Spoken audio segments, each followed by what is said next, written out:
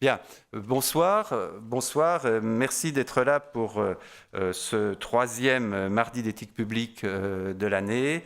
Bonsoir à vous qui êtes présents au Centre Sèvres, bonsoir aux auditeurs de RCF qui nous écoutent, bonsoir également à tous ceux qui, en région, dans diverses villes de France, sont également présents pour suivre notre débat de ce soir, un débat intitulé « L'entreprise a-t-elle une âme ?» Cet automne, l'entreprise était à l'ordre du jour du Parlement. Un plan d'action pour la croissance et la transformation des entreprises, dit loi Pacte, a été voté en première lecture à l'Assemblée nationale. Cette loi ambitionne de donner aux entreprises les moyens d'innover, de se transformer, de grandir et de créer des emplois. Son passage devant le Sénat était prévu en janvier 2019 si d'autres priorités ne s'imposent pas d'ici là. L'évolution législative, qualifiée par certains observateurs d'un peu fourre-tout, a été précédée d'une réflexion en profondeur sur la nature même de l'entreprise, menée depuis plusieurs années par des économistes et des sociologues. Et l'un d'entre eux est avec nous ce soir. Les interrogations ont porté en particulier sur la nature de l'entreprise, dont la conception et l'image ont été impactées depuis les années 1980 par une vision financière qui fait de l'entreprise une simple catégorie juridique, propriété de ses actionnaires, et destinée avant tout à faire du profit.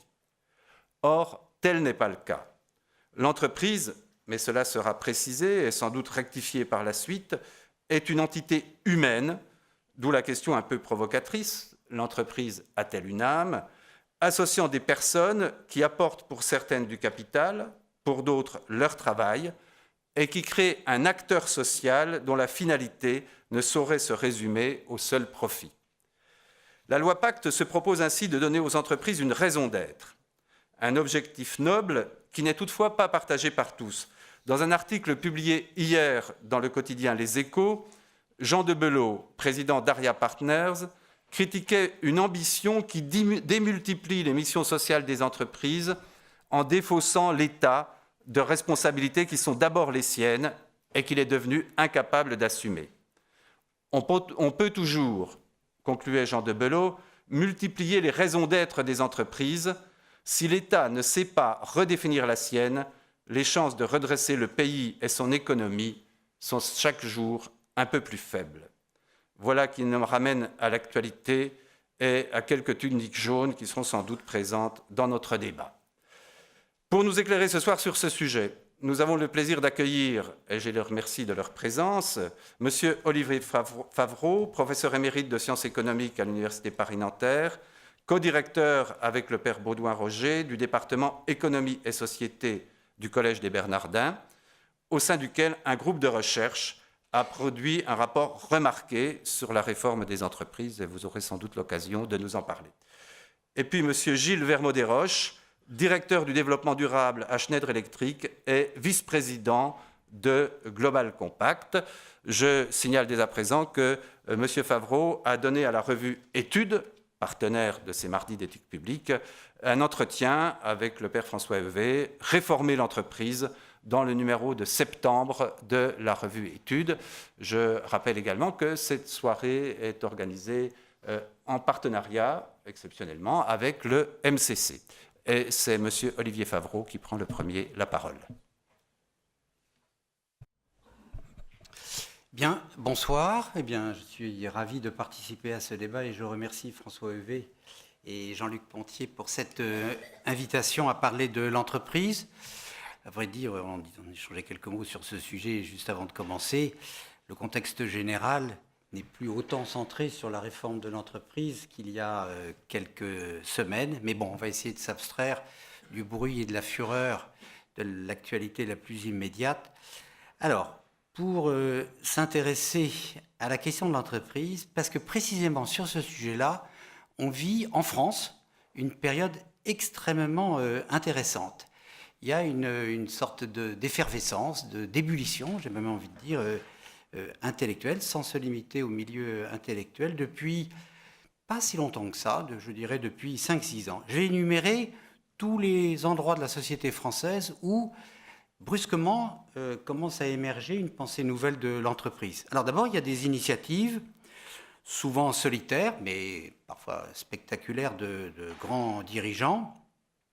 Je pense à Louis Gallois dans son pacte de compétitivité, donc ça c'était il n'y a pas tout à fait 6 ans, qui recommandait comme mesure numéro 1 pour renforcer la compétitivité de l'économie française, de faire rentrer les salariés dans les conseils d'administration jusqu'à concurrence d'un tiers.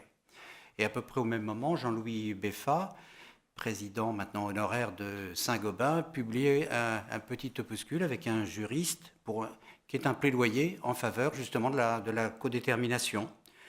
Là, ces jours-ci, Antoine Frérot, un autre grand dirigeant donc de Veolia, qui nous a beaucoup accompagnés et aidés au Collège des Bernardins et qui maintenant dirige l'Institut de l'entreprise, vient de publier un document très intéressant que vous trouverez sur Internet qui s'appelle l'entreprise post-RSE. Donc vous voyez là du côté des dirigeants, alors d'abord il y a aussi dans le monde politique, il faut quand même se souvenir de l'originalité de la loi sécurisation de l'emploi qui a été votée en juillet 2013 et qui était la reprise d'un accord national interprofessionnel et donc qui résultait d'une longue discussion entre les syndicats, salariés ou patronaux, et qui avait introduit pour la première fois en France, dans les grandes entreprises privées, alors sous une forme évidemment un peu minimale, un salarié, dans les conseils d'administration, encore une fois, des grandes entreprises privées. Passons maintenant du côté syndical. L'évolution de la CFDT est vraiment spectaculaire en l'espace de quelques années. La revendication d'un changement du modèle d'entreprise, non pas en s'appuyant sur l'idée ancienne de l'autogestion, mais justement l'idée de la cogestion ou de la codétermination, et maintenant pratiquement leur revendication numéro 1. Il y a aussi, c'est aussi évidemment à ce titre que je suis ici, enfin j'imagine, une accumulation de travaux universitaires ou de travaux de praticiens qui réfléchissent sur leur discipline. Je pense en partie à des juristes qui sont des avocats dans des cabinets d'affaires. Je vous donne quelques noms, qui ont joué chacun de leur côté, de façon isolée, avec beaucoup de personnalité et parfois de courage, un rôle vraiment pionnier. Daniel Hurstel, Jean-Philippe Robé, Christophe Clerc. Alors il y a des économistes aussi, un que vous entendez, j'imagine souvent ici, Gaël Giraud, souvent avec Cécile Renoir, des sociologues. Je pense à une sociologue très talentueuse à l'Université catholique de Louvain, Isabelle Ferreras. Il y a aussi toute une réflexion, alors là, très très générale, au-delà de la situation de l'entreprise, sur la notion de commun, mais bien sûr, ça peut s'appliquer à l'entreprise. Et puis, il y a aussi, et j'ai certainement oublié, je m'en excuse, d'autres contributions. Il y a cette recherche collective qui a émergé au Bernardin à partir du début de l'année 2019, qui a été renouvelée 3 fois, c'était 3 cycles de 3 ans, que j'ai eu l'honneur de copiloter avec le père Baudouin-Roger, que l'on a mentionné, puisqu'au Bernardin, les activités de recherche sont copilotées par un théologien et puis un laïc universitaire. Et donc là, c'était un groupe d'une trentaine de chercheurs ou de praticiens, donc de presque toutes les disciplines qu'on peut imaginer, droit, gestion, anthropologie, économie, philosophie politique.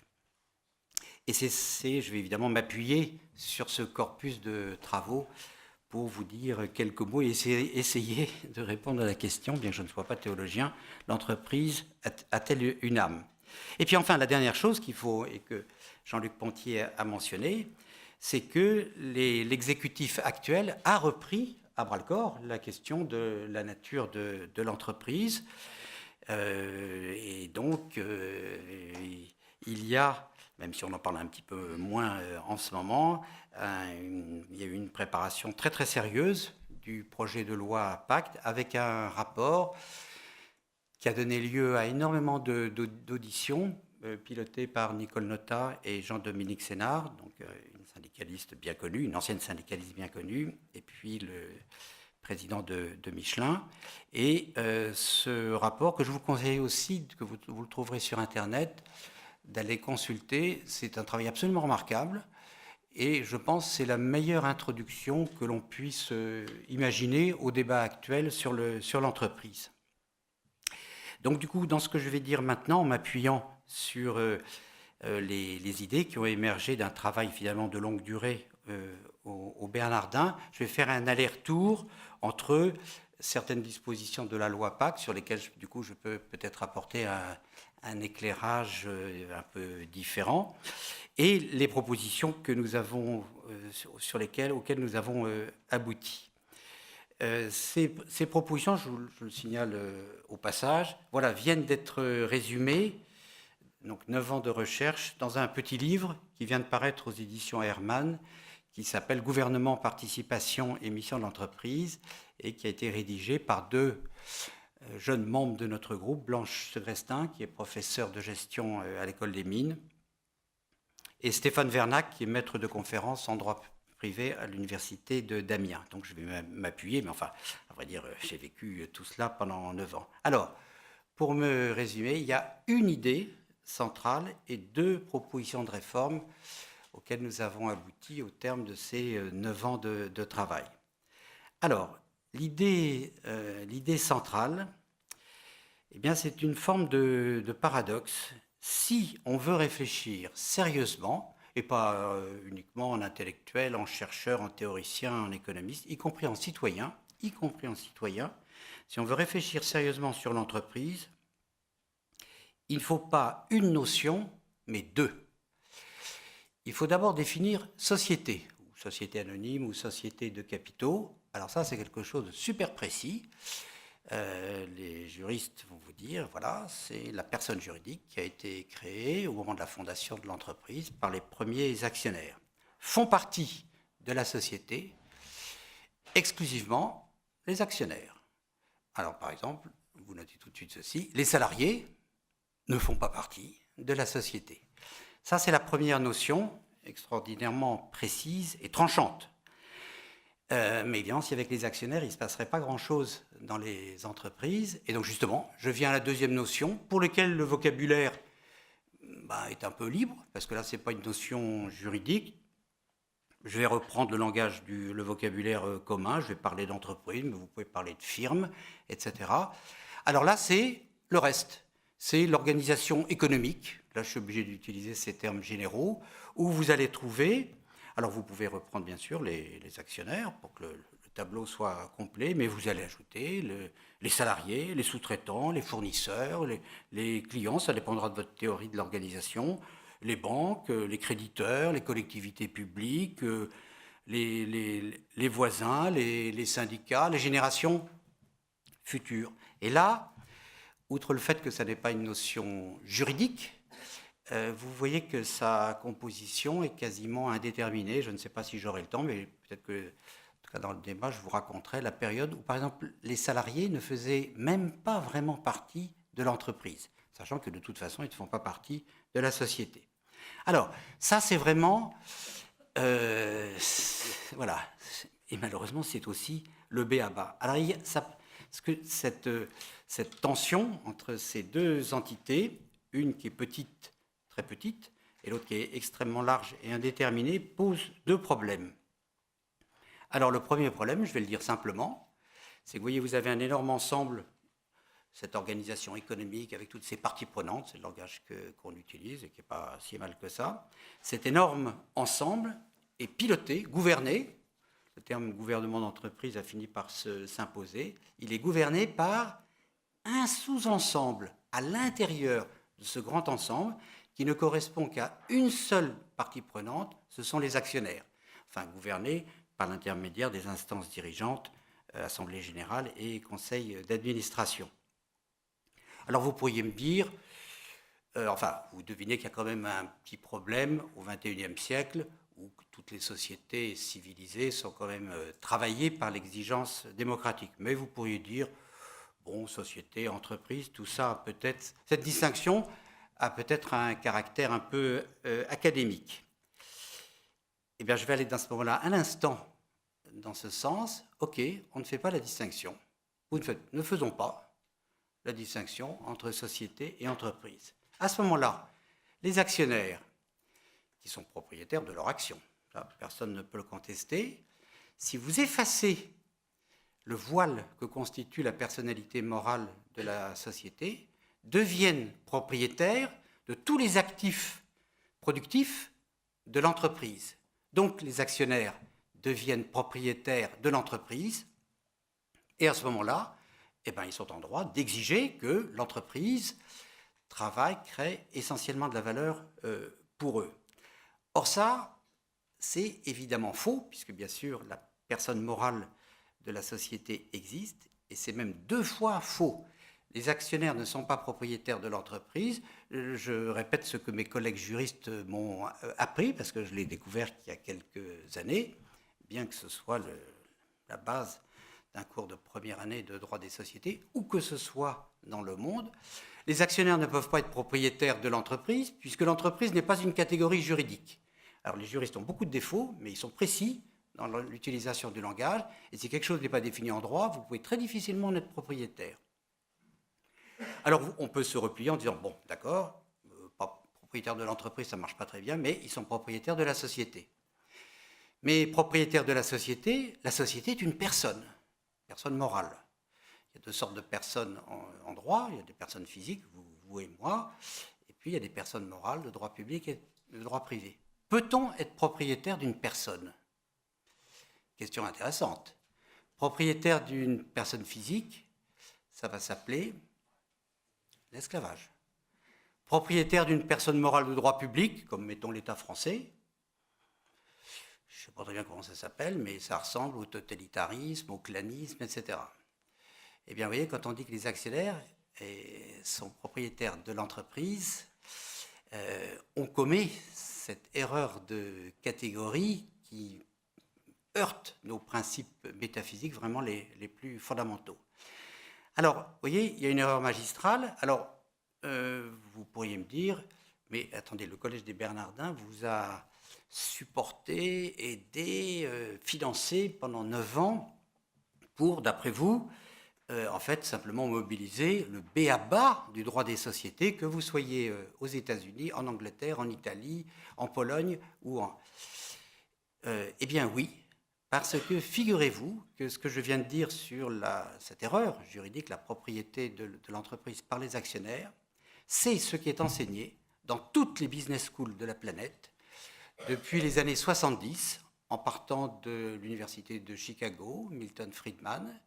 C'est ce qui a engendré toute la théorie économique et toute la théorie financière contemporaine, avec au moins une demi-douzaine de prix Nobel. Donc nous sortons d'une période de 40 ans de domination d'une certaine culture anglo-saxonne qui avait qui avait bien vu comment tirer parti de cette monstruosité juridique, mais qui n'avait pas été interrogée jusqu'à présent. Les actionnaires sont propriétaires de l'entreprise.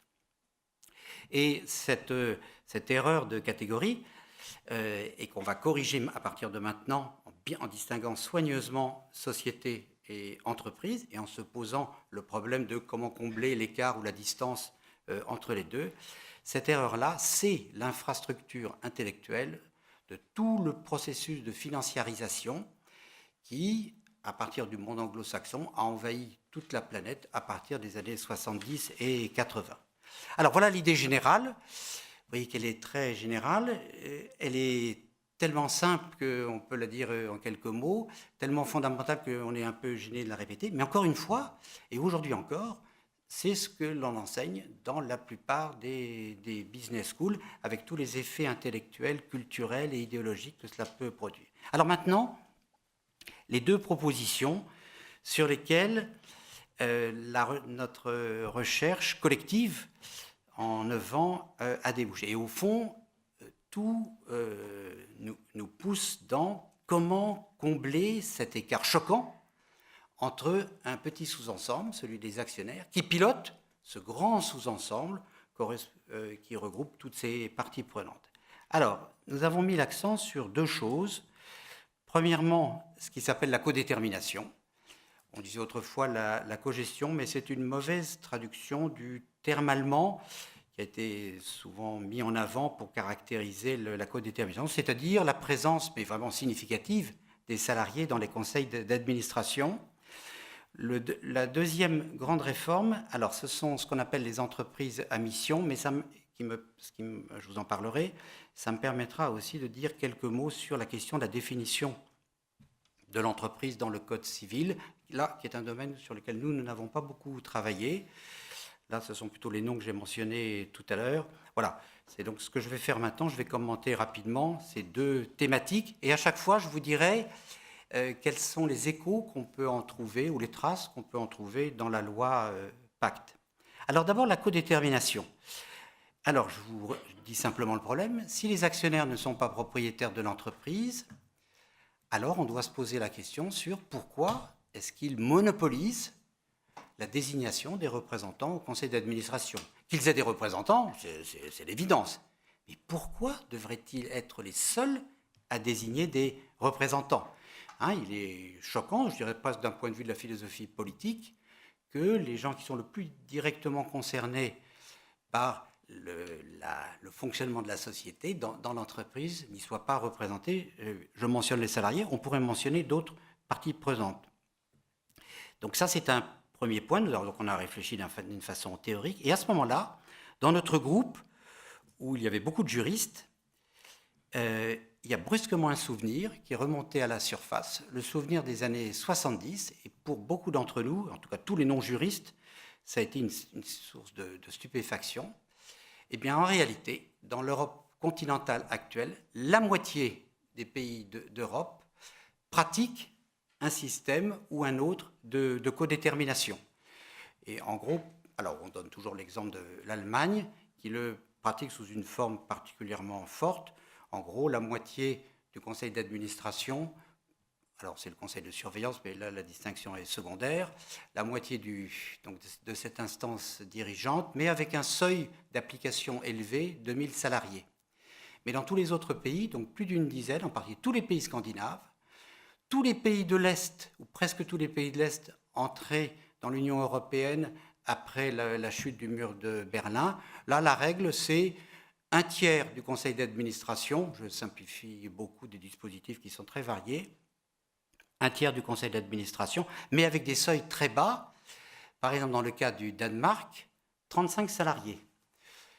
Donc je répète, à partir de 35 salariés, au Danemark, qu'on nous cite souvent en exemple, en oubliant toujours très soigneusement la référence à la codétermination, eh bien, les conseils d'administration incluent les salariés à côté des représentants des actionnaires.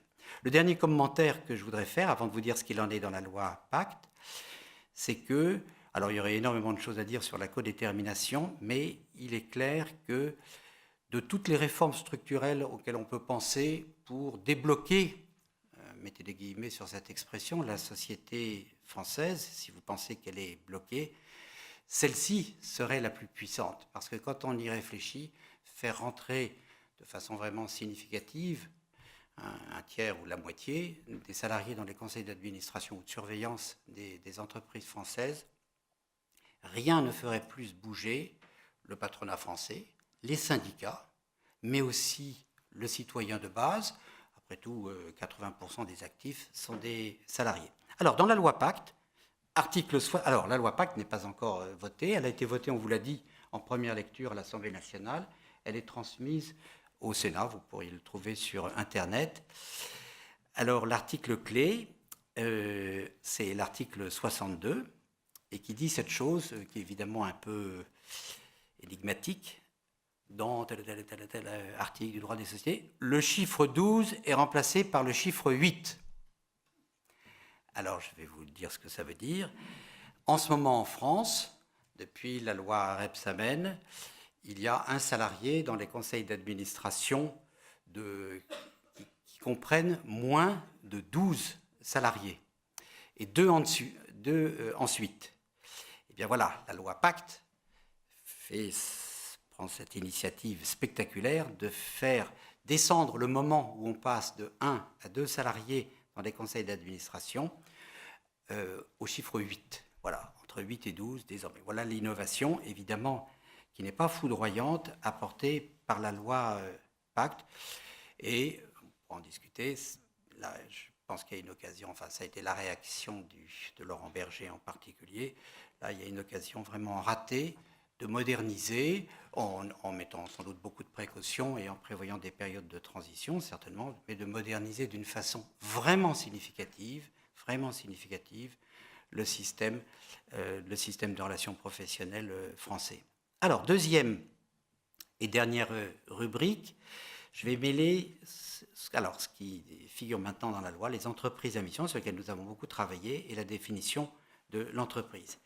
Je reviens toujours à mon théorème négatif, l'entreprise n'est pas la propriété des actionnaires. Bon, ok, c'est acquis, mais vous voyez bien que si elle n'est pas la propriété des actionnaires, on peut se demander, mais alors, au service de qui doit-elle travailler? C'est la question des objectifs, des critères d'évaluation de l'entreprise. Alors, on va revenir au Code civil. Que dit le Code civil? Article 1833. Et donc là, les commentaires, je vais faire très, très rapidement. Donc c'est des questions qui nous ont intéressés, mais sur lesquelles ce n'est pas nous qui avons travaillé au Bernardin, mais beaucoup d'autres chercheurs, notamment Gaël Giraud et Cécile Renoir. Voilà ce que dit l'article 1833 actuel. La société est constituée dans l'intérêt commun des associés.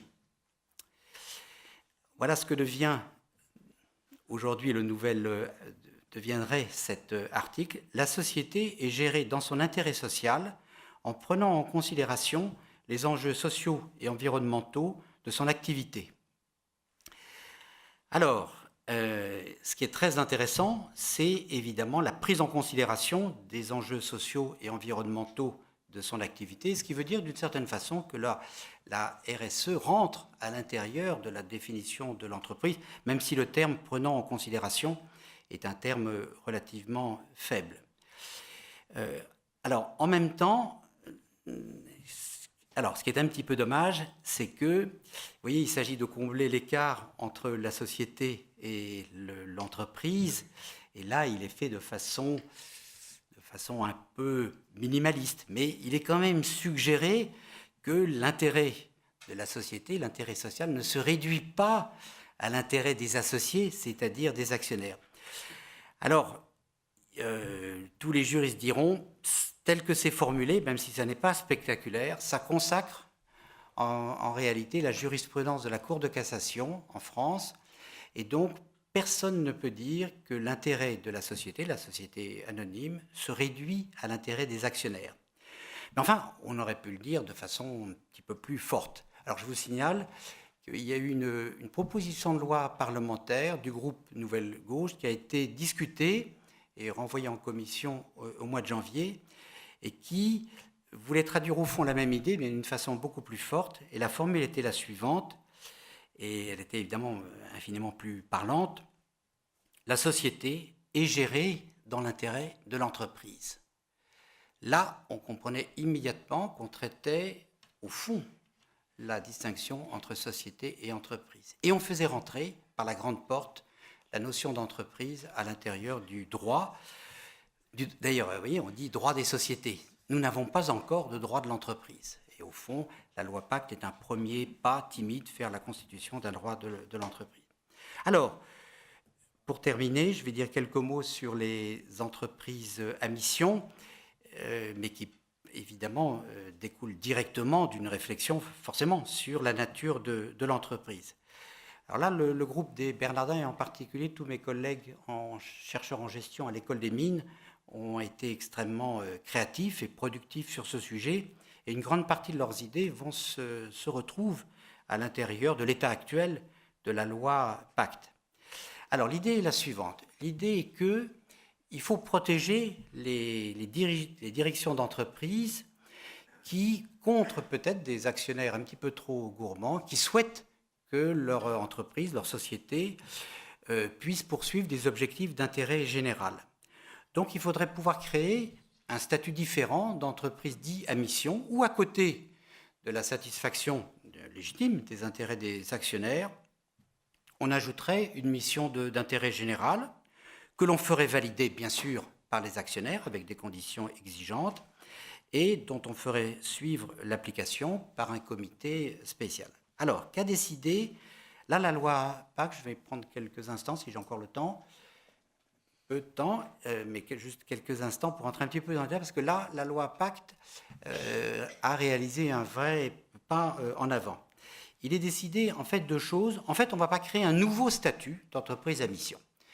Ça va être simplement la possibilité pour les entreprises, même ordinaires, de modifier leur statut pour y faire rentrer à l'intérieur la précision d'une mission. Mais on va créer, alors ça vient directement de Jean-Dominique Sénard et de Nicole Notat, on va créer une notion intermédiaire, une notion relais très intéressante, qui est la notion de raison d'être. Alors voilà ce que dirait le nouvel article 1835 du Code civil. Les statuts peuvent préciser une raison d'être, constituer des principes dont la société se dote et pour le respect desquels elle entend affecter des moyens dans la réalisation de son activité. Donc là, on invite, mais ça n'a encore qu'une option, les entreprises à préciser leur raison d'être, c'est-à-dire ce qu'elles veulent apporter à l'économie et à la société environnante. Et alors, précision supplémentaire, ça c'est le Code du commerce, soyons précis, c'est-à-dire ça serait le nouvel article 210 du Code du commerce, constituerait à ce moment-là une société à mission, une société qui s'est déjà dotée d'une raison d'être, mais qui préciserait à l'intérieur de ses statuts, alors là de façon beaucoup plus précise, quels sont les objectifs supplémentaires d'ordre social, économique, écologique qu'elle voudrait suivre, et qui préciserait aussi l'organe distinct du conseil d'administration ou de surveillance qui surveillerait l'application de cette mission. Alors là, le progrès, notamment sur un plan symbolique, est extrêmement important, même si, bien sûr, vous voyez, tout cela est optionnel. Là, la législation française prendrait un grand pas d'avance, y compris par rapport à des initiatives qui se sont déjà faites aux États-Unis sur ce point. Alors voilà, pour conclure, vous voyez, donc je reviens à la loi Pacte, il y avait une possibilité d'une réforme structurelle extrêmement profonde, bon, pour le moment, est, disons, mise de côté. En revanche, va être mise en œuvre une réforme symbolique, certes optionnelle, mais de très grande ampleur, simplement qui ne devrait produire des effets, évidemment, qu'à très très long terme.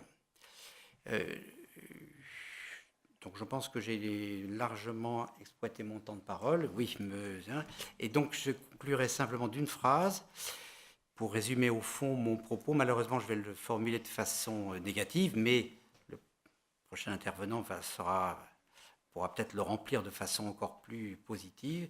Je dirais que finalement, le bilan pour nous, et en tout cas de la façon dont j'ai voulu vous présenter les résultats de la recherche, cette recherche collective de longue durée au Bernardin, et aussi telle qu'elle se retrouve pour partie dans la loi Pacte, je pourrais le résumer de la façon suivante. Tant que l'entreprise sera gouvernée par la société, eh bien, elle n'a pratiquement aucune chance d'avoir une âme, sauf miracle. Un PDG exemplaire, avec un conseil d'administration absolument exemplaire, composé de gens altruistes. Tout cela n'est pas exclu dans la réalité. Enfin, en gestion, on a l'habitude de ne pas trop compter sur les miracles.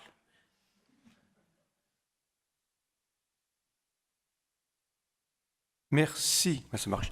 Merci Olivier Favreau de cet exposé précis autour de la loi Pacte et des travaux que vous avez effectués. Je passe tout de suite la parole à un homme d'entreprise, Gilbert Modéra. J'ai envie de poser la question, alors je ne sais pas comment il a conçu sa présentation, mais serait-il d'accord avec la conclusion d'Olivier Favreau ?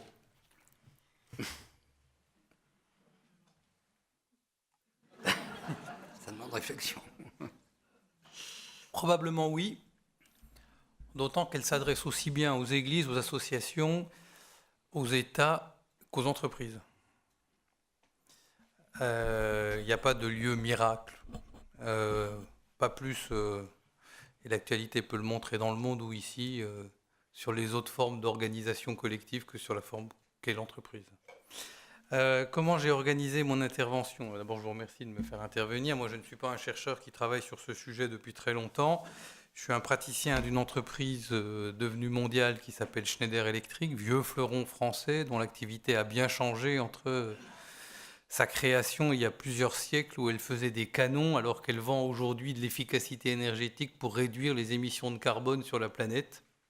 C'est la même entreprise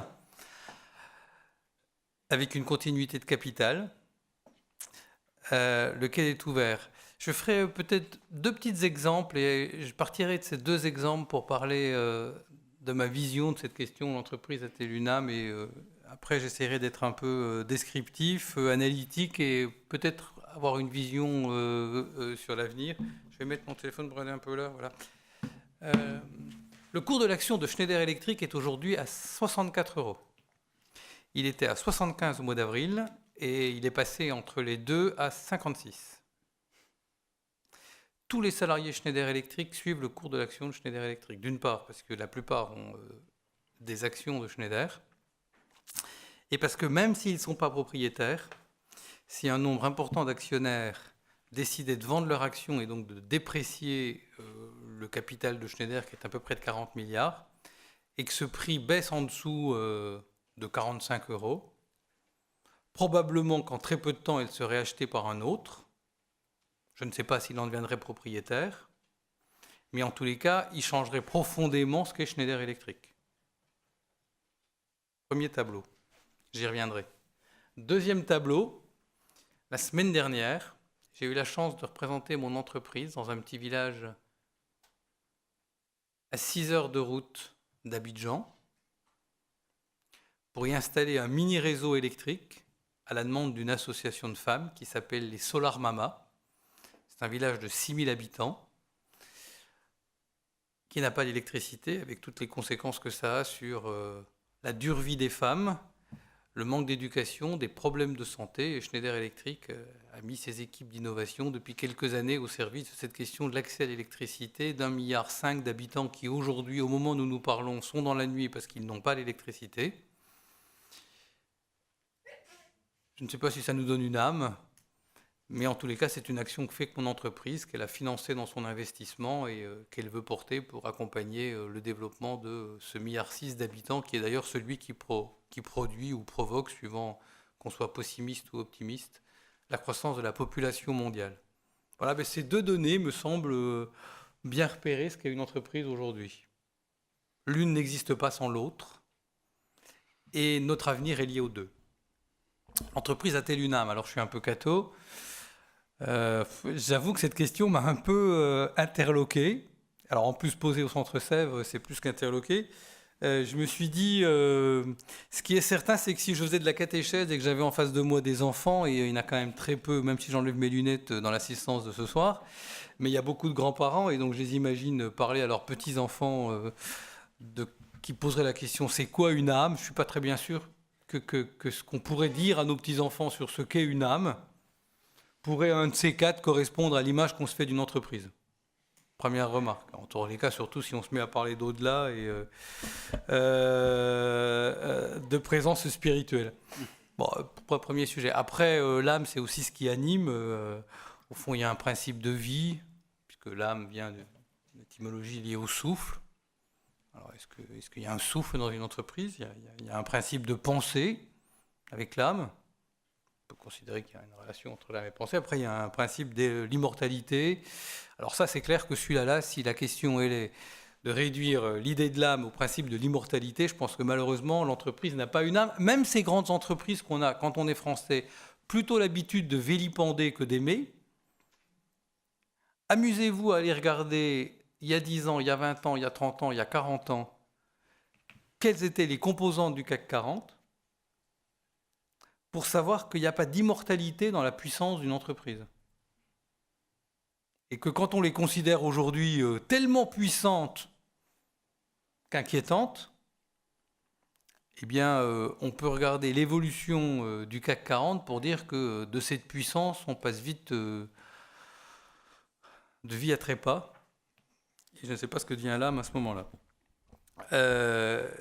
Deuxième remarque. Troisième remarque, j'ai interrogé en particulier les jeunes de mon entreprise qui sont dans mon équipe. Moi, je suis en charge du développement durable chez Schneider Electric. On a une équipe assez vaste avec beaucoup de jeunes qui font des doctorats, des thèses, leur master, etc. Et cet après-midi, je leur ai dit, vous savez, je vais au centre Sèvres ce soir. Il y en a même quelques-uns qui m'ont écrit quelques lignes.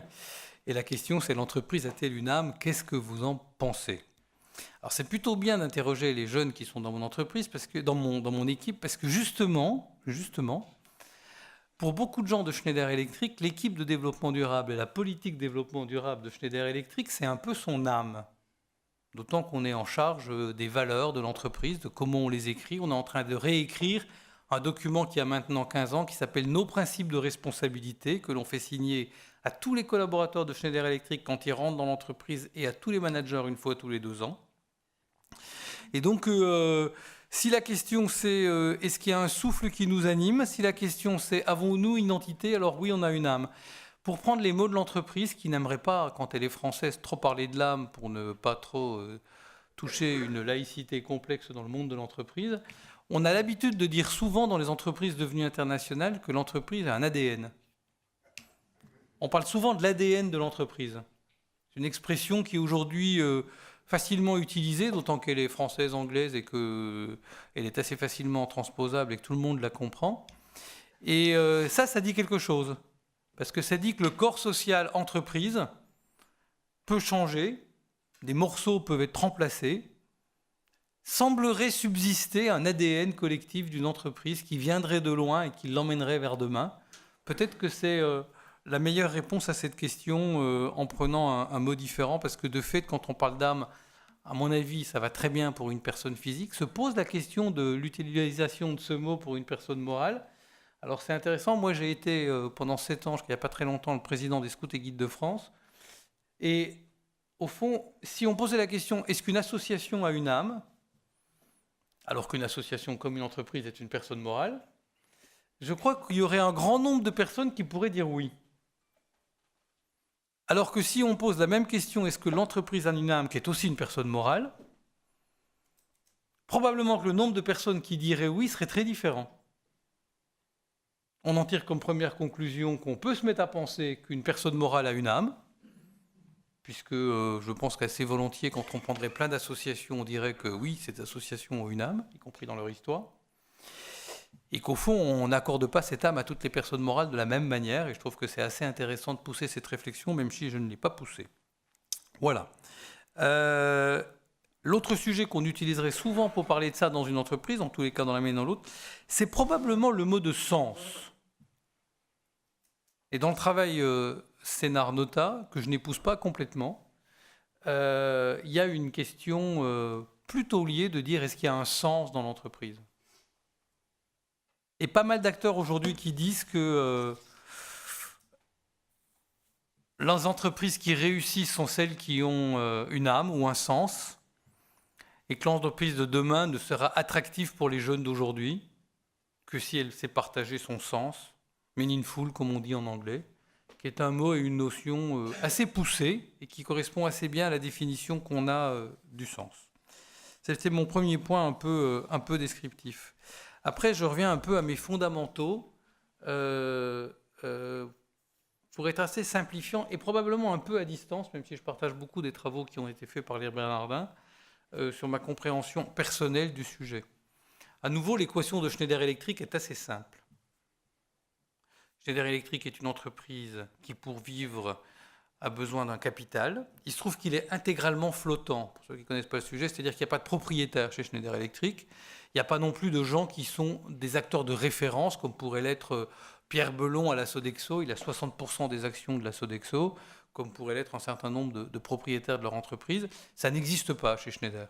À part les collaborateurs qui ont 6-7% du capital de Schneider Electric, répartis par les 160 000 collaborateurs, le reste est assez flottant et chaque personne qui a des actions peut décider, ou institut peut décider de les changer et de les vendre du jour au lendemain, d'où la difficulté que je disais par rapport au prix de bourse. Pour avoir entre 30 et 40 milliards, suivant les conjonctures collectives mondiales, de capital pour Schneider Electric, il faut que l'entreprise ait un chiffre d'affaires d'environ 30 milliards avec 14% de bénéfices. On peut ne pas apprécier ça, on peut trouver que c'est pas bien, on peut trouver que ça soit différent. Il se trouve qu'aujourd'hui, à la fois les acteurs dans lesquels vous et moi nous mettons les quelques sous que nous mettons en épargne, et à la fois les acteurs internationaux qui possèdent le capital, si ce n'est pas l'entreprise de Schneider Electric, plus des 2/3 sont étrangers, attendent cette rentabilité-là pour rester dans cette entreprise-là, sinon ils la délaisseront pour une autre. Et je pense que, y compris dans la vision que j'ai, moi, en charge de la responsabilité de Schneider Electric et du développement durable, il n'est pas possible de sortir de cette équation si facilement. En tous les cas, pas seulement quand une entreprise le décide. Que tout à coup, des mouvements de force mondiaux conduisent à sortir de cette équation qui, de fait, met le primat au capital. J'y suis tout à fait favorable, mais avant que l'exercice mondial avance sur le sujet, je ne suis pas sûr que... un chemin solitaire de la France sur le sujet fasse beaucoup avancer le schmilblick et particulièrement les entreprises françaises. Il y a quelques inquiétudes. La deuxième chose sur ce sujet, je reviens un peu à l'entreprise Atellunam. Je voudrais dire que la seule chose que je regrette dans le rapport Sénart-Nota, c'est qu'il ne pense pas du tout aux PME. Et qu'il n'a qu'une seule grande vision, c'est les très grandes entreprises et une vision des très grandes entreprises. Pas oublier qu'en France, il y a 3 500 000 entreprises. 95% ont moins de 10 salariés, dont 65% moins d'un salarié. Ce sont aussi des entreprises. Et en tous les cas, on peut plus facilement parler de l'âme de l'entreprise autour de l'âme de son dirigeant ou de son dirigeant propriétaire.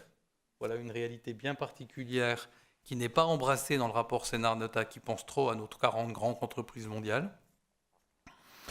Il y a seulement 1% des entreprises qui ont plus de 500 salariés et un pouillème intéressé par la question. Ça ne veut pas dire qu'il ne faut pas faire quelque chose pour eux, mais j'aurais bien aimé que dans la vision qu'on a d'une réforme de la vision de l'entreprise, soient aussi embarquées, intéressées, engagées ces entreprises qui appartiennent. Parce qu'au fond, on peut vite avoir une vision sur l'entreprise mondiale, mais la question, c'est d'avoir une vision sur l'entreprise.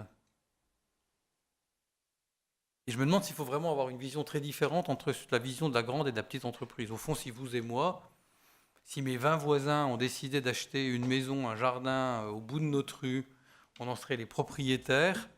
Et si tout à coup, on embauchait 2-3 jardiniers, et puis qu'une fois par an, on fasse l'assemblée générale de ce jardin qu'on a acheté ensemble pour savoir ce qu'on en fait, il n'est pas certain qu'on mettrait les jardiniers au milieu de la décision. Vous allez me dire, c'est un peu bené que de convaincre ou de mélanger cette démarche-là et puis une démarche d'une grande entreprise qui a 40 milliards de capital. Mais au fond, il y a quand même un point de commun entre la manière de porter l'un ou l'autre. Ça, c'est sur la première vision. La deuxième vision, si moi j'avais à faire une définition, alors elle est forte chez Schneider Electric. Henri Lachmann en a une qui est proche de celle-là, qui est l'ancien président de Schneider Electric et qui est connu par beaucoup d'entre vous. Pour moi, il me semble que le sujet essentiel, tout en disant, comme Olivier Favreau, qu'il y a eu un excès autour de Friedman et de la vision qu'on a de la seule bottom line de l'entreprise qui est de faire du capital pour l'actionnaire, ce qui est une erreur ou une incompréhension, y compris de ceux qui ont cette vision. La définition que je pourrais vous partager, c'est de dire l'entreprise est, dans l'ordre alphabétique, là pour créer de la richesse pour l'actionnaire, le client, le collaborateur, le fournisseur et la société civile. Si l'entreprise crée oublie l'une de ses parties prenantes dans la création de richesse, alors elle meurt. L'entreprise crée de la richesse pour, dans l'ordre alphabétique, qui est bien agréable à ce moment-là, l'actionnaire, le client, le collaborateur, le fournisseur et la société civile. Vous me direz, comme le diable est dans les détails, alors on peut parler de diable puisqu'on parle d'âme, comme le diable est dans les détails, la question est de la proportion entre ces 5 dans la création de richesse, on est bien d'accord. Mais il me semble que c'est une définition qui fait avancer un peu notre propos et qui nous permet d'avoir une vision un peu renouvelée de l'entreprise, surtout si je remets mes lunettes, un peu renouvelée de l'entreprise par cette définition.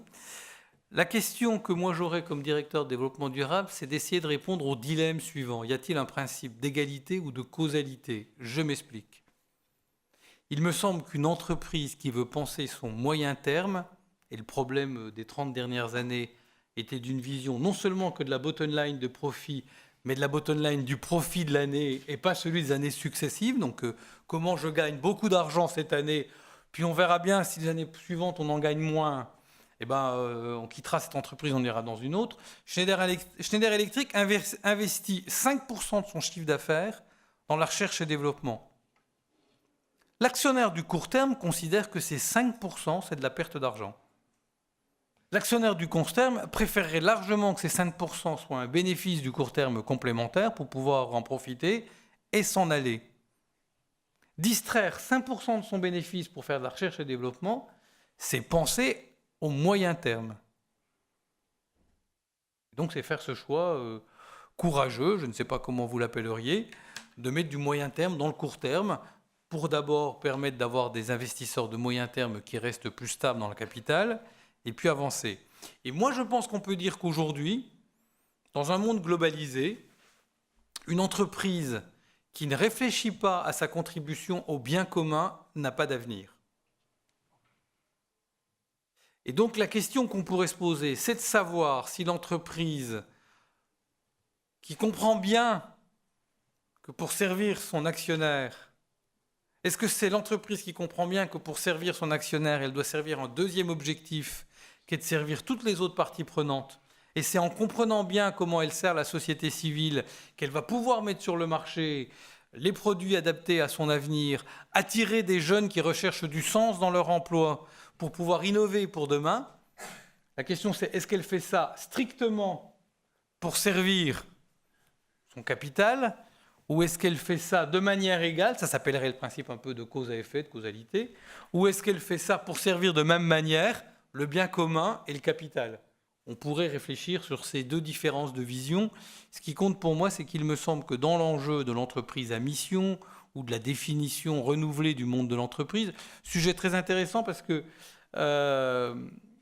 il a fallu qu'il y ait une réflexion sur le fait qu'on allait changer la définition de l'entreprise dans le droit pour se rappeler qu'il y avait une définition d'entreprise dans le droit. Ce qui veut dire que ce n'est pas forcément là que les choses vont beaucoup évoluer, puisque celle d'avant n'a servi à rien, puis tout le monde oubliait qu'il y en avait une. Alors au moment où on la change, peut-être que ça change quelque chose, mais ce n'est pas le moment essentiel de l'évolution de la chose. Moi, il me semble que nos entreprises sont aujourd'hui en train de créer des outils de nature à mobiliser autrement leurs collaborateurs et à comprendre mieux le monde. Ce n'est pas un truc très nouveau. Il y a eu en France en particulier, puisqu'on parle ici en France, des éléments sur le sujet. Claude Bébéar, en 1985, a créé l'Institut, je ne sais plus son nom, du mécénat de solidarité. C'est une entreprise qui se dit qu'elle doit faire ça et qu'elle doit, etc. Peu de temps après, dans les années 90, le patron du CNPF de l'époque, qui s'appelait M. Gandois, a créé le concept qui a depuis évolué de l'entreprise citoyenne, qui n'est pas si loin de ce qu'on dit là. Après, on a beaucoup parlé de la RSE, qui est une démarche polymorphe. Après, on voit des problèmes à l'international. 2013 en est un, ça s'appelle le Renzo Plaza, et son drame en Bangladesh, qui a amené pas mal de lois dans le monde et en France, qu'on appelle la loi du devoir de vigilance, c'est-à-dire la nécessité qu'ont les entreprises d'avoir un avis sur les réalités sociales, environnementales et de gouvernance de leurs fournisseurs. On a un certain nombre de points qu'avance. À Paris, il y a eu la COP21 sur le climat. C'est très intéressant parce qu'à la COP21 sur le climat a été avancé un concept nouveau. Jusqu'à ce moment-là, quand on parlait du climat, c'était une question des sociétés civiles et des États.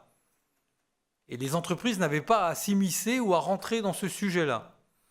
Et à la COP21 sur le climat, le pouvoir français socialiste a inventé un concept devenu mondial de l'agenda des solutions. Et l'agenda des solutions, ça n'est rien d'autre que d'inviter les entreprises à se faire à la courte échelle ou à jouer au concours pour savoir laquelle met sur le marché les meilleures solutions pour être de nature à moins ridiculiser l'idée qu'on veut réduire le changement climatique et à mettre sur le marché et à populariser des démarches nouvelles pour avancer sur le sujet. Parce qu'au fond, si les entreprises ne se mobilisaient pas sur le sujet, on ne serait pas dans la démarche circulaire de faire croître la prise de conscience, l'engagement et la capacité de le vivre. Si aucune entreprise n'a innové, inventé le tramway électrique, aucune collectivité ne pouvait installer un tramway électrique. S'il n'y a aucune entreprise petite, le paysan, moyenne ou grand, n'investit dans la nourriture bio, aucun acteur qui veut manger bio ne peut manger bio. Il y a bien une nécessité de l'engagement de l'entreprise qui, au fond, répond à une demande de la société, y trouve son intérêt, fait croître la demande de la société, lui donne vie dans l'acte d'achat que je peux faire cohérent avec mes convictions qui vont grandir parce que l'acte d'achat va me permettre de le faire grandir. Il me semble qu'il y a une côté circulaire où je ne sais pas très bien quel est le premier dans la poule et l'œuf, mais en tous les cas, il y a une croissance de ce sujet-là, des linéaires dans les entreprises dont on imaginait qu'elles ne vendraient jamais de produits bio, de la création de nouvelles initiatives, soit associatives, soit d'entreprises, qui permettent de répondre au sujet. Moi, il me semble que la réponse peut être dans le droit. Alors, comme je suis un fan de la jeunesse, et que je pense que c'est la jeunesse qui permet de penser le monde de demain, et qu'elle est sur une planète, elle n'en a qu'une, elle n'en a pas d'autre. On est dans un monde qui a une particularité. Vous allez croire que c'est loin du sujet, pour moi c'est au centre. On est dans un monde qui a deux particularités. Premièrement, toutes les matières premières qu'on imagine sont aujourd'hui en réduction, et on a une inquiétude des matières premières alimentaires ou métalliques, etc., pour pouvoir continuer le développement dans lequel on est. Et on sait très bien qu'on ne pourra pas le continuer dans lequel on est et embarquer la planète entière. Et donc on est tous en face de ce mur qui est que la manière qu'on a de consommer, singulièrement quand on est européen ou américain, n'est pas possible pour la planète et nous conduit dans l'incapacité de l'avenir. Il y a deux seules ressources qui aujourd'hui sont en très grande croissance de disponibilité. Il y a les data. Vous et moi, on n'est pas un spécialiste du sujet, mais quand on est né avec Internet dans la main, ça permet de vivre et de penser très autrement le monde et de donner naissance à des projets qui ne sont pas pensables sans les data. On en prend deux, très simples, français. Une application créée par trois jeunes de moins de 20 ans, quand on l'y créé, qui ont 25 ans aujourd'hui, qui s'appelle Yuka, qui permet à chacun d'entre nous, quand on est en train d'acheter dans n'importe quel magasin, n'importe quel produit, si il respectera ma santé, s'il y a dedans des agents nocifs ou pas, etc. Jusqu'au point, puisqu'il y a plus d'1 million de Français qui l'utilisent tous les jours, à changer probablement l'industrie alimentaire avec ce sujet, c'est perfectible. Et puis il y a aussi deux jeunes qui ont 22 ans aujourd'hui, qui ont créé une structure qui s'appelle Open Classroom, passionnant. Open Classroom, c'est une entreprise à mission, une des premières entreprises à mission françaises, qui a une grande partie non-profit. 20 000 personnes prennent des cours sur Open Classroom tous les jours. Plutôt des jeunes, etc. C'est gratuit. Et le modèle économique de cette structure qui a 150 salariés, c'est que ceux qui veulent passer des cours, à passer un certificat, un degré, un diplôme ou être coachés, payent pour cette partie-là, qu'il met en relation Open Classroom avec l'Académie de Paris pour ce qui est des Français. Et il y a des examens et il y a un diplôme à la fin qui est le même diplôme qu'on passerait n'importe où ailleurs, dans un établissement, etc. Ils ont 25 ans, dans les deux cas. Ils ont inventé quelque chose qu'aucun d'entre nous n'avons inventé.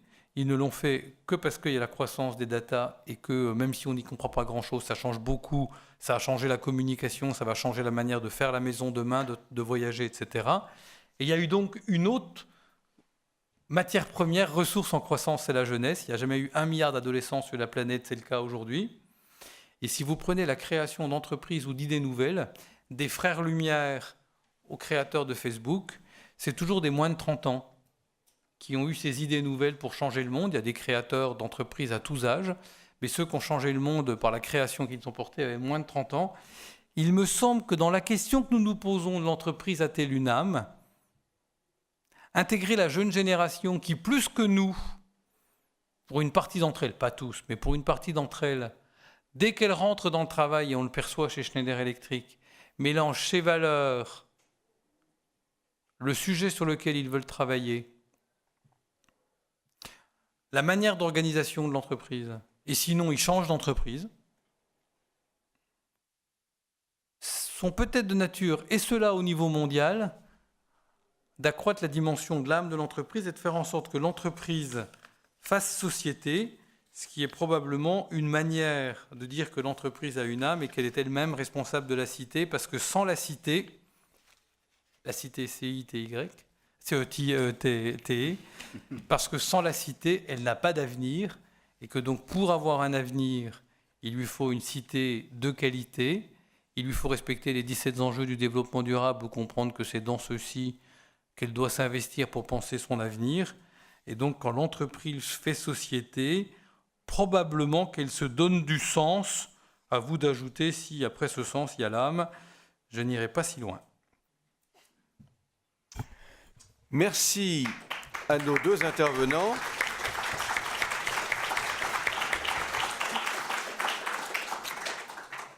Voilà, cet applaudissement marque la fin de la première partie et nous pouvons entrer dans notre débat.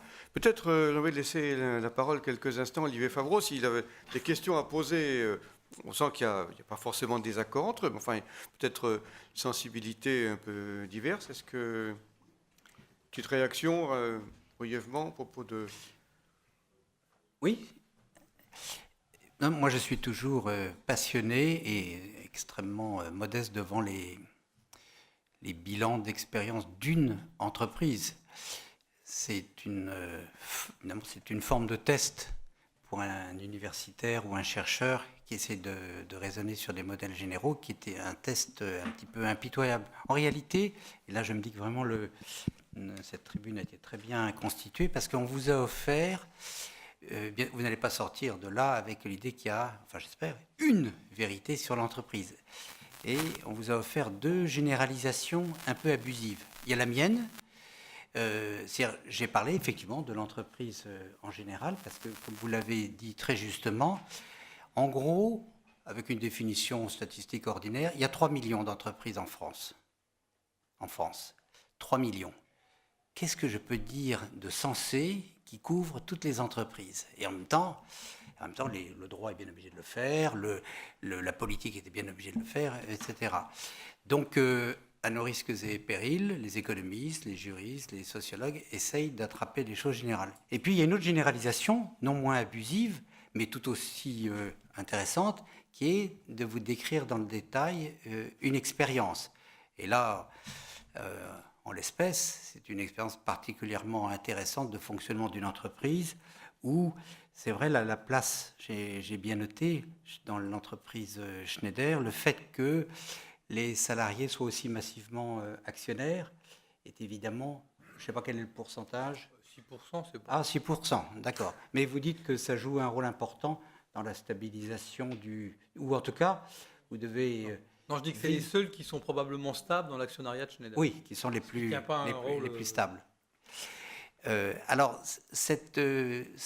dans cet exemple, ce qui est très intéressant, c'est l'opération qui consiste, un peu à l'inverse du raisonnement que j'ai fait ou que nous avons fait au Bernardin, qui est d'inciter les salariés à devenir actionnaires, qui est une façon, effectivement, d'ancrer les salariés dans l'entreprise, mais on peut considérer d'abord que c'est une opération qui a ses risques, et surtout qui a le risque intellectuel que j'ai bien vu dans le débat parlementaire sur la loi Pacte. C'est un des grands arguments utilisés par le ministre des Finances, Bruno Le Maire. Ce n'est pas la même chose, vous voyez, de donner plus de place ou plus de pouvoir de gouvernance aux salariés en tant qu'actionnaires, bien sûr, ou de leur donner, comme c'est le cas, je le répète, dans 12 pays d'Europe, en tant que salariés. Là, il y a une différence de conception. Alors, je n'ai vraiment aucune critique à faire sur les formes de participation et autres et intéressement qui vont d'ailleurs être développés dans la loi Pacte et dont je n'ai pas du tout parlé.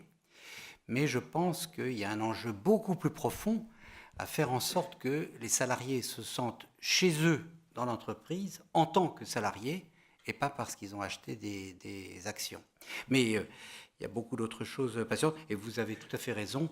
Le rapport Notat-Sénard a été un peu aimanté par les grandes entreprises et c'est très difficile de tenir un discours général qui attrape, vous voyez, la totalité de l'éventail entre les entreprises. Il n'y a qu'un seul salarié aux plus grandes entreprises. Merci. Alors, je suppose que vous êtes impatient de poser des questions. Donc, ce que je propose, c'est que Gilles Vermaux-Desroches réagisse au propos de M. Favreau en répondant aux questions tout à l'heure. Nous allons prendre les questions par 2 ou 3. Alors, il y a une question au fond de la salle, tout en haut là-bas. Si vous voulez bien relever le doigt, monsieur, qu'on vous repère. Oui, ma question porte sur pour M. Vermaux-Desroches. Il y a eu un grand économiste français qui s'appelait François Péroux et qui a probablement créé la science économique dans les universités françaises après-guerre. Et il avait eu cette phrase qui m'a toujours un peu obsédé. Je voudrais savoir ce que vous en pensez. Et ça, au fond, ça rejoint un peu l'entreprise a-t-elle une âme et toutes les problématiques tout à fait justifiées que vous avez posées qui soulèvent quand même les limites de cette belle expression. Au fond, il disait qu'il y avait 2 périls pour une entreprise. Le premier, c'était une efficacité insignifiante et le second, c'était un sens inefficace. Effectivement, c'est une phrase, c'est une formule, mais je trouve qu'elle décrit assez bien, qu'elle couvre assez bien la problématique d'aujourd'hui. Ensuite, je voudrais poser une seconde question qui revient sur votre capital flottant. Je crois qu'effectivement, là, vous soulevez le vrai problème et la vraie limite de l'entreprise, disons, citoyenne ou qui a du sens, etc. Effectivement, vos actionnaires sont particulièrement fondés de peut-être se diriger vers d'autres entreprises s'ils constatent que leur rentabilité est insignifiante ou insuffisante. Et c'est bien là le vrai problème. Alors c'est peut-être cynique, c'est peut-être tout à fait, ma foi, décourageant parfois, mais c'est quand même la réalité. Et la question que j'ai, je voulais savoir si d'après vous, le fait qu'il y ait eu tous ces fonds de pension qui ont permis de développer le capitalisme mondial, est-ce que vous ne pensez pas que ça a un peu dénaturé le capitalisme qui, peut-être avant la Seconde Guerre mondiale ou jusque dans les années 60, se reconnaissait dans des grands chefs d'entreprise où il y avait à la fois le capital à rémunérer, mais il y avait le produit à fabriquer. Monsieur Boussac, c'était le textile. Monsieur de Wendel, c'était les forges. Peut-être que votre fondateur, c'était l'électricité. Et au fond, ils étaient aussi attachés, ou autre chose, excusez-moi, je ne connais pas bien l'histoire de votre entreprise. Et au fond, ils étaient attachés à cette marque, à ce produit. Et est-ce que le fait d'avoir créé ce capital flottant, enfin créé, c'est pas qu'il a été créé, mais si c'est construit par lui-même, et d'avoir atomisé ce capital, fait qu'il devient complètement abstrait, et ce qui intéresse les gens qui en détiennent, c'est tout simplement la rentabilité. Merci. Merci beaucoup. Une autre question ? Alors, cette question comportait... Oui. Il y avait déjà 2 questions en fait, donc une troisième. Oui, une petite question à M. Favreau sur la raison d'être qui apparaîtrait dans les statuts de l'entreprise. Quelle nuance faut-il percevoir entre la raison d'être et la raison sociale? Bien, alors, Gilles Vermaux-Desroches. Bon, il y a quand même toujours la confrontation à la réalité du monde. Dans la question que vous dites. Si on prend un exemple très précis, la capitalisation d'Apple aujourd'hui est égale à la capitalisation des 40 entreprises du CAC 40 ensemble. 1000 milliards de dollars. Alors on peut, dans ce débat ce soir, le regretter, s'en étonner, vouloir que ce soit autrement. Il se trouve que c'est comme ça. Je ne suis pas un capitaliste primaire ni propriétaire. Bon, il se trouve que dans les modèles que le siècle précédent a inventés, celui-là semble ne pas être le plus mauvais, sans qu'on puisse s'affirmer qu'il soit vraiment très bon. Et qu'on est aujourd'hui dans cette réalité double pour les Français, me semble-t-il, pour aller trop vite, et moi je ne suis pas analyste, je suis acteur. Il faut bien se confronter à ces 3 chiffres-là. Le premier, quand on voit ce fait que des gens qui mettent de l'argent le mettent chez Apple et pas dans les autres boîtes, enlèvent aux autres boîtes la capacité d'investir, d'emprunter, etc. Le truc est assez simple. C'est vrai pour vous, c'est vrai pour une entreprise, c'est vrai pour moi. Si j'ai pas assez d'argent, si je ne vaux pas assez d'argent quand je veux avoir un appartement différent, il ne sera pas le même si j'ai pas ça derrière, quoi. Donc là, il y a une réalité mondiale qui est là. Premièrement, dans cette même réalité mondiale, il se trouve que la France a un petit déficit ou un petit handicap, que la loi ne va pas changer grand-chose, me semble-t-il, c'est que la France est un des pays industrialisés qui a le moins poussé, et même quasiment interdit, ou en tous les cas prohibé, le fait que les Français soient propriétaires de leur entreprise. Ce qui fait que nos entreprises françaises sont plutôt propriétaires des étrangers. Par exemple, en Italie, qui a des problèmes de dette, etc., les Italiens sont propriétaires et de la dette et des entreprises. Ce qui change tout à fait la question par rapport aux Français. C'est un deuxième donnée. Et puis une troisième donnée qu'il faut donner dans ce sujet-là, c'est que moi j'ai toujours été impressionné. Vous n'allez pas croire aux chiffres que je vais vous dire. Dans la philanthropie mondiale, la moitié aujourd'hui est faite par Bill Gates, Mark Zuckerberg et Warren Buffett. Ils représentent à eux 3 la moitié de la philanthropie mondiale. La fondation de Bill Gates a 1800 salariés. Je ne suis pas pour, hein, vraiment, le français que je suis, tout ce que vous voulez, vraiment. Mais à nouveau, c'est un fait. Un fait, moi qui fais beaucoup de choses en Afrique, chaque fois que vous rencontrez des gens en Afrique, ils croient toujours qu'ils sont en train de faire un dossier pour la fondation Bill Gates et ils attendent toujours du petit donateur que mon entreprise est 3 zéros de plus que ce qu'on a et souvent avant la virgule, ce qui rend les choses impossibles. Donc globalement, on est dans un monde où il faut se confronter à cette réalité. Réfléchir ensemble, donner des définitions au monde de l'entreprise, etc., c'est important, mais il y a des trucs de fond qu'il faut probablement faire pour faire en sorte que les entreprises françaises réappartiennent davantage aux Français. Voilà, il y a des sujets qui sont liés à la retraite, qui sont la manière d'investir, etc. Après, pour faire toujours une petite plaisanterie que j'aime, les investisseurs français dans le capital de Schneider ne sont pas plus doux que les investisseurs étrangers dans le capital de Schneider, hein. C'est aussi parce que chacun d'entre nous, quand on investit et qu'on va voir le crédit mutuel, le crédit agricole, la Société Générale, LCL, la Banque Populaire et tous les autres, la BNP, on n'a pas beaucoup mobilisé notre épargne dans l'épargne solidaire. On n'est pas tous allés comme un seul homme, les Français, ou même les cathos, ou même qui vous voulez, en disant à nos banques, moi je veux épargner dans l'épargne solidaire. Schneider Electric est la boîte française qui a le plus de fonds d'épargne solidaire dans le monde, 126, ça représente aussi 5% de son capital. C'est une épargne assez intéressante parce qu'elle est de moyen terme. Mais globalement, on peut se plaindre de la situation, on peut maudire les ténèbres, allumer une lanterne dans les ténèbres, c'est que chacun d'entre nous aille plus faire grossir l'épargne solidaire française, qui ne grossit pas d'année en année ou très très peu. Il y a là-bas au fond quelqu'un qui, dans mon équipe, gère le fonds d'épargne solidaire de Schneider Electric dans lequel les salariés et l'entreprise investissent. On pourrait souhaiter que tout le monde investisse un peu plus, mais finalement, chacun d'entre nous, devant le guichet de notre banque, on aimerait bien avoir une rentabilité un peu meilleure. C'est un sujet qui n'est pas loin de notre sujet d'aujourd'hui. Parce que le banquier, l'investisseur est mauvais de loin, mais quand on est un peu dedans, c'est aussi nous. C'est pas nous qui allons changer la finance mondiale, mais quelque part, il y a ce sujet-là. Et pour finir,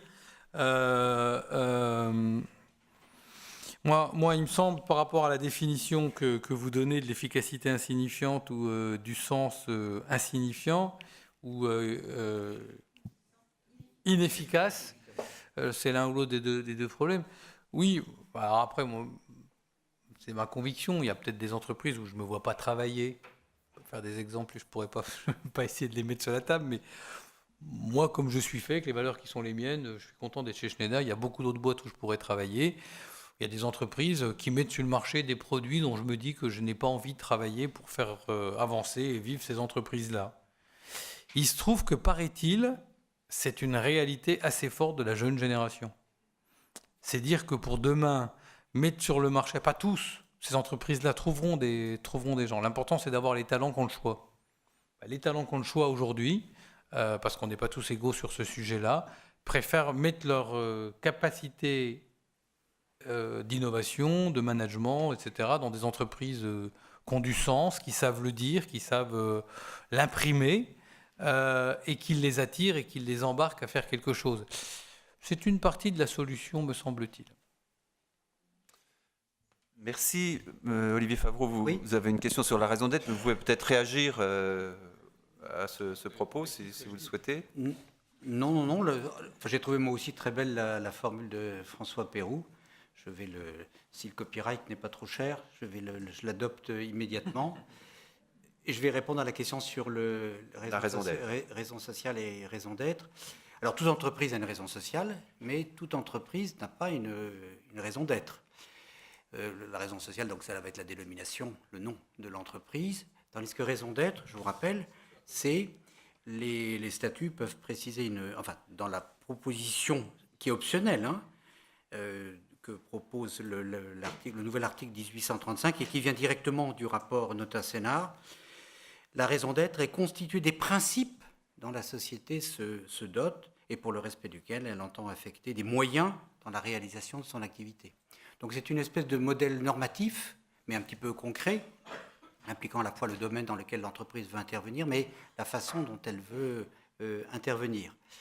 Alors, sans trahir les secrets de la commission Notat-Sénard, je crois que cette idée était très chère à Jean-Dominique Sénard, et que pour lui, c'était une façon de déconnecter la notion d'entreprise et de société d'un lien trop fort avec une entreprise, ça doit absolument gagner de l'argent si ça veut survivre. La déconnecter de cela pour mettre l'accent sur ce qu'elle fait dans le monde réel.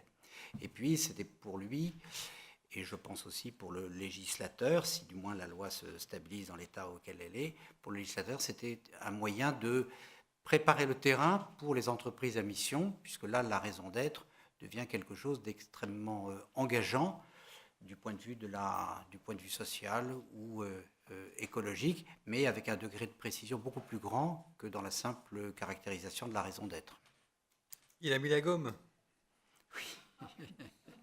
Oui, il a fait preuve de beaucoup d'énergie et de puissance de conviction pour imposer cela, parce que, comme c'est dit quelque part très discrètement dans le rapport Notat-Sénard, alors là, pour le coup, raison d'être n'est pas vraiment un concept juridique habituel. Mais les hauts fonctionnaires qui travaillaient avec Nicole Notat et Jean-Dominique Sénard ont réussi à trouver, alors je crois, un arrêt de la cour d'appel, je ne sais plus où, en province, où il est question de raison d'être. Alors ils se sont précipités là-dessus pour dire non, ce n'est pas une innovation absolue, ce n'est pas un ovni. C'était à Clermont-Ferrand, bien sûr. Voilà. Bravo. Moi, je suis très favorable à tout ça et on travaille avec mon équipe à quelle va être la raison d'être de Schneider Electric. On sera prêt avant que la loi soit passée dans un décret, etc. Nonobstant, ça vaut le coup de se partager que le patronat français, dans son organisation, est contre.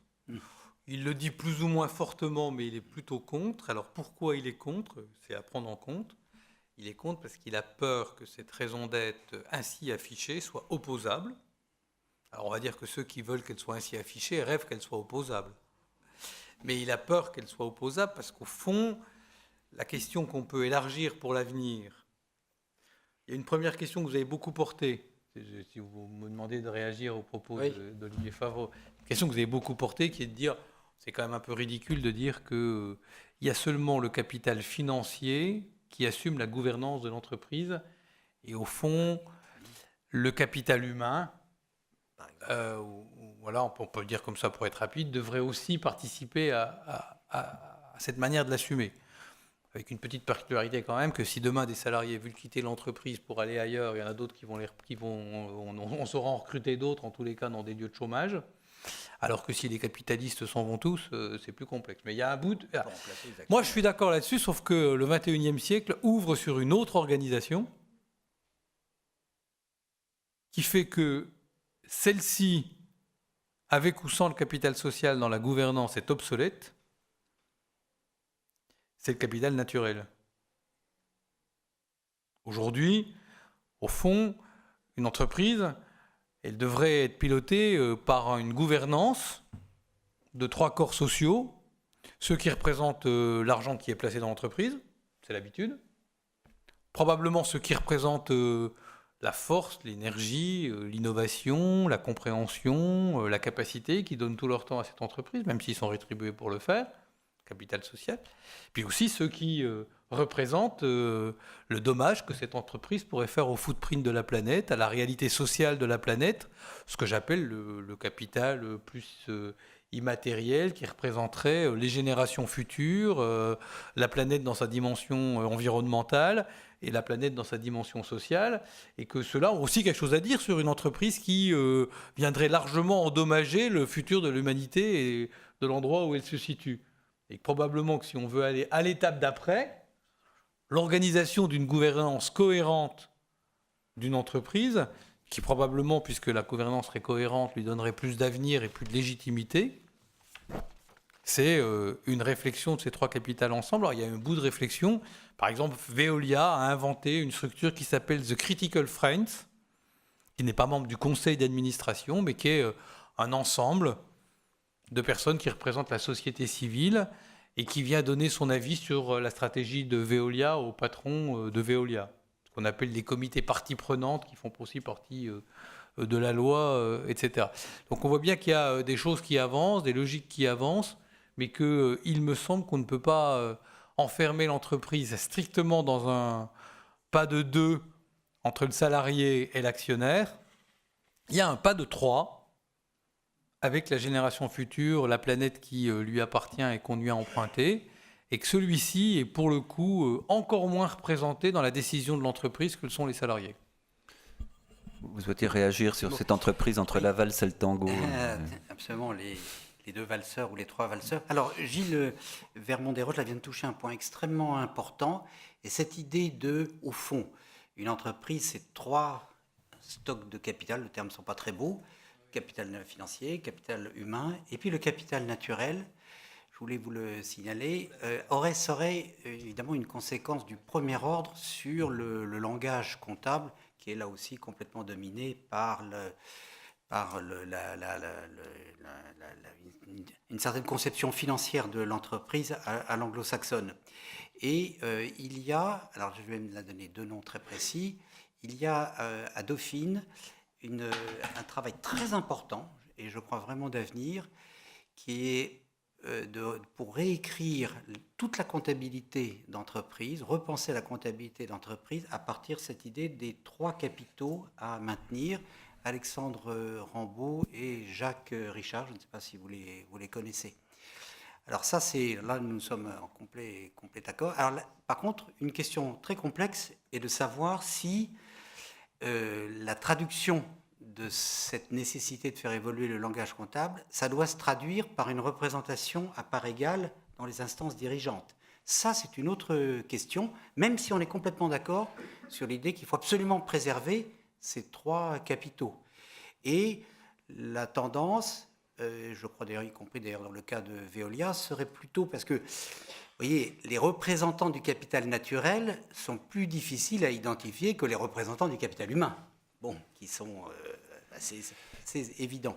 Et donc l'idée serait plutôt de confier la gestion du conseil d'administration ou de surveillance aux représentants des 2 capitaux financiers et humains, mais de rendre cette entité-là responsable vis-à-vis du reste du corps social au niveau de la préservation du capital naturel avec un comité style le comité des parties prenantes. C'est un point effectivement très important. Est-ce que je peux me permettre d'avoir une réaction un peu vive là-dessus, parce que oui, je trouve quand même formidable qu'on agite maintenant des idées que vous avez un exemplaire de Futurible sous les yeux, que Bertrand de Jouvenel a déjà soulevé dans les années 60 sur le capital naturel, dans les années 60.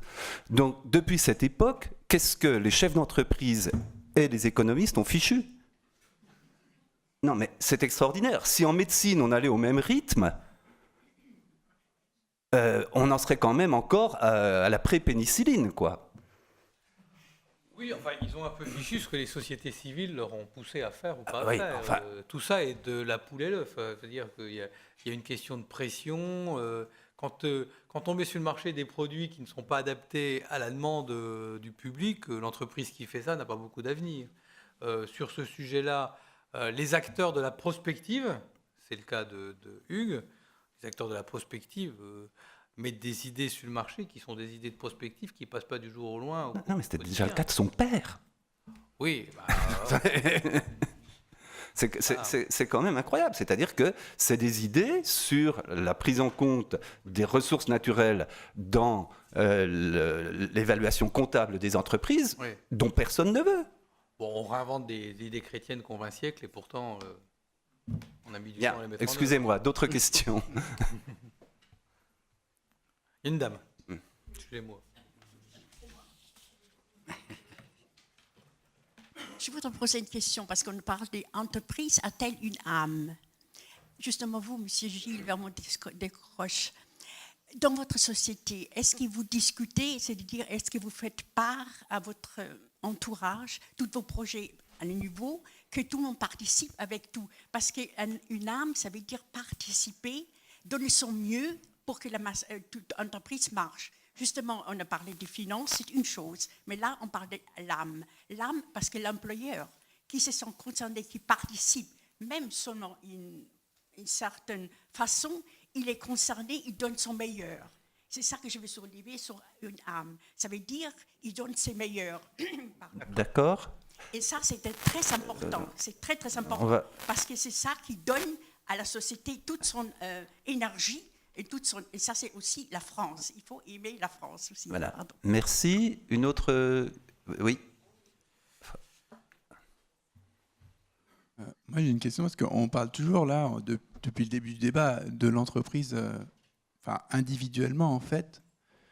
Et là, on est arrivé sur les questions d'environnement, etc. Et je me dis qu'au lieu de penser les entreprises individuellement, donc aussi dans le cadre actuel, en situation de compétition, etc., est-ce qu'il n'y aurait pas des réflexions à faire pour essayer de penser les entreprises de manière plus interactive, etc., et de voir comment pour répondre à la situation écologique, on pourrait mettre les ressources en commun pour orienter les choses de manière plus cadrée, parce que sans ça, chaque entreprise a sa stratégie, etc. Je ne sais pas si comme ça, on y arrive, quoi, en fait. Voilà. J'ai un bout de réponse, mais alors j'ai un bout de scandale dans cette réponse, on sent bien Il se trouve que, d'origine très catholique, la fille aînée de l'Église a donné naissance à un pouvoir très institutionnel et dans lequel on considère que l'État est très régulateur.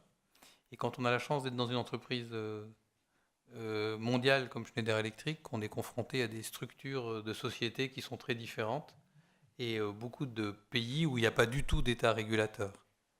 Et dans les pays où il n'y a pas d'État régulateur, il me semble qu'on a poussé les sociétés civiles, par exemple le nord de l'Europe, à être sur beaucoup de sujets beaucoup plus intelligents, individuellement.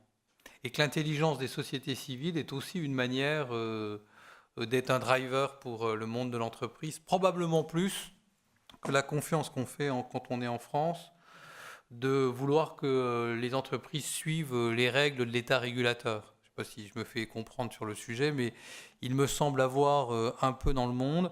On a un modèle, nous, ici, où chacun d'entre nous, on considère, et c'est un peu l'objectif de l'entreprise à mission, de la définition du rapport Sénard, de demander à l'État de dire comment l'entreprise doit se conformer, sans forcément pousser les sociétés civiles à être très, très intelligents, très au point de plein de sujets.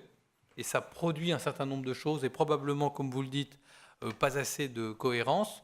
Et il me semble, à regarder, pour faire équivalence en Europe, des États moins régulateurs où les sociétés sont plus individuellement poussées à faire des choix individuels et intelligents, où il y a une dimension plus collective dans le monde de l'entreprise. Mais j'ajouterai, pour finir ma réponse, qu'une entreprise, c'est de toute façon une filière et une réalité plus élastique. Schneider, à 30 milliards, je vous l'ai dit, 60% est reversé à ses fournisseurs. 60%. Donc la relation entre ses fournisseurs, leurs fournisseurs et Schneider, pour apporter le produit final, est essentielle. Donc ce que vous dites existe déjà un peu. Après, il y a une logique de concurrence entre des entreprises, et il se trouve que dans cette logique de concurrence entre les entreprises, arrive un mot qui n'est pas grossier dans notre débat, qui est celui de l'innovation, parce que le progrès naît aussi de l'innovation. Il a ses limites, etc. Mais tous ceux qui y voient une très grande limite préfèrent aussi vivre avec les technologies d'aujourd'hui qu'avec celles qui n'existaient pas hier. Et donc on est, me semble-t-il, dans cette double nécessité de rendre le client final ou intermédiaire plus intelligent sur les réalités globales pour qu'il fasse ses choix, et en faisant ses choix, qu'il pousse les entreprises à respecter mieux le bien commun. C'est un peu ça la question, me semble-t-il. Alors on peut trouver d'autres types de structuration. Il me semble que celle-là n'est pas mauvaise d'attendre de nous, des autres, qu'on fasse des choix de consommation qu'invite l'entreprise à être responsable. Olivier Favreau, votre réponse à cette question qui sera aussi la conclusion de ce débat, parce qu'on a déjà largement dépassé, sans s'en apercevoir, le temps qui nous était imparti. Alors, il y a deux éléments qui pourraient commencer à apporter un peu de réponse à cette immense question. Et évidemment, les entreprises, elles fonctionnent en système, elles se font concurrence les unes aux autres. Il ne suffit pas de les réguler à un endroit, c'est l'ensemble qu'il faudrait réguler. L'échange que nous avons eu tout à l'heure sur la comptabilité, le langage comptable, ça c'est une des rares institutions qui soit mondiale et qui s'impose de façon absolument autoritaire aux entreprises, en tout cas qui veulent accéder aux marchés financiers et aux financements internationaux. Malheureusement, pour le moment, comme vous le savez, les pays d'Europe ont été incapables de se mettre d'accord et ont complètement sous-traité la question de ce langage comptable à un organisme privé qui se trouve à Londres. Donc là, il y a des choses à faire. Deuxièmement, il y a tout un courant chez les juristes, et là pas uniquement en français, même au contraire, y compris chez les juristes anglo-saxons, en faveur d'un processus de constitutionnalisation. Et là, certains des membres de notre groupe ont travaillé sur cette question, un processus de constitutionnalisation qui serait applicable aux firmes transnationales, en partant du diagnostic suivant. Au fond, tout à l'heure, j'ai distingué, vous savez, personne morale, de droit public, de droit privé. Les constitutions, au sens de la Constitution de la Ve République, résultent d'un mouvement qui a commencé en Angleterre, qui s'est généralisé au XIXe et au XXe siècle, pour canaliser les pouvoirs des personnes morales de droit public. Aujourd'hui, et donc, je ne dis pas que le processus soit achevé, mais il est quand même, ni satisfaisant, mais il est quand même bien en place. Aujourd'hui, l'urgence, c'est plutôt de canaliser le pouvoir de ces puissances que sont les personnes morales de droit privé correspondantes aux firmes transnationales. Avec cette difficulté que là, on ne pourra pas aller du sommet, il n'y a pas un État mondial, vers les entités qui sont à la base. Donc là, tous ces juristes réfléchissent sur des processus plutôt bottom-up qui partent d'action et de comportement à un niveau microéconomique pour procéder ensuite par généralisation. Et là, probablement, l'autorité judiciaire jouera un rôle très important. Tout ça est embryonnaire, mais tout ça existe. Et à ce moment-là, il faut chercher constitutionnalisation. Bien, merci à l'un et à l'autre pour ces échanges passionnants. Nous n'avons pas vu le temps passer. Et nous nous retrouverons pour un prochain mardi d'éthique publique le 15 janvier. Nous n'en avons pas encore fixé le thème, vu que l'actualité semble assez mouvante et que nous verrons comment décider du sujet du premier débat de mardi d'éthique publique de 2019. Et je vous rappelle donc que vous pouvez trouver un entretien d'Olivier Favreau à la revue Études dans le numéro de septembre 2018. Et Futurible. Un article de... Pardon. Un article de Gilles Vermaux-Desroches dans le numéro qui vient de sortir de la revue Futurible, dont il a été fait allusion à l'instant.